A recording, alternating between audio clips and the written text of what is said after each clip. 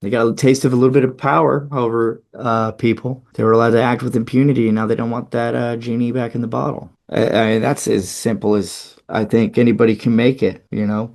People that join the military as a stepping stone or cut the throats of their brothers and sisters to advance their career in any way, that's antithetical to everything we're about. Nobody like that has any sort of business being in a position of power over people that are supposed to be protecting this country. And yes, an executive order is very effective if it's followed. It also takes the willpower of those directed to see it through. And right now, as it stands, without knowing any of the other internals, the Department of War isn't holding up their end of the bargain. I'm very eager for some meaningful changes, and that won't happen until accountability is enforced. It's something that is administered. Somebody said the other day, I read it somewhere.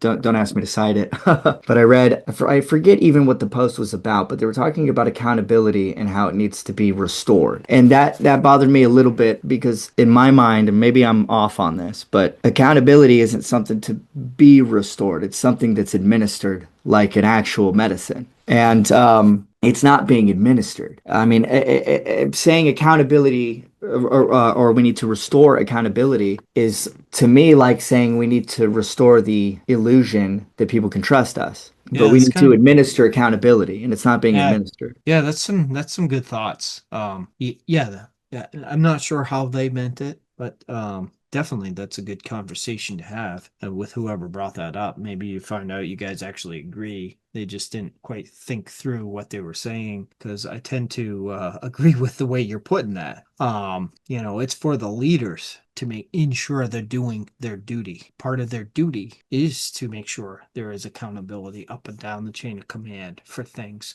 or you have lawlessness. You have lawlessness, and we're seeing this a lot inside the military.